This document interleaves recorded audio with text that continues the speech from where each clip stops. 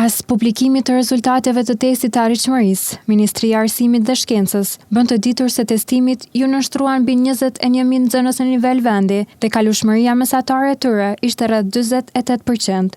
Ndërkaq, Drejtoria Komunale e Arsimit në Gjakov ka bërë të ditur se kalueshmëria në testin e arritshmërisë për nxënësit e klasave të 9-ta në komunë ka arritur në 47.31%. Analiza e rezultateve tregon se nxënësit kanë arritur sukses më të lartë në gjuhën angleze, histori dhe gjuhë shqipe, ndërsa më shumë vështirësi kanë hasur në biologji, fizik, informatik dhe gjeografi. Sipas Ministrisë së Arsimit, këto rezultate do të shërbejnë si bazë për identifikimin e fushave ku kërkohet përmirësim dhe do të shërbejnë për planifikimin e masave që synojnë ngritjen e cilësisë së arsimit në vend. Ndërkohë, ekspertët e arsimit vlerësojnë se rezultatet e këtij viti nuk dallojnë nga ato të testimeve të mëparshme. Sipas tyre, vërejhet rënja e performancës, veçanërisht në gjuhën shqipe, duke theksuar nevojën për më shumë vëmendje nga institucionet në mënyrë që nxënësit të marrin njohuri të duhura në fushat kryesore.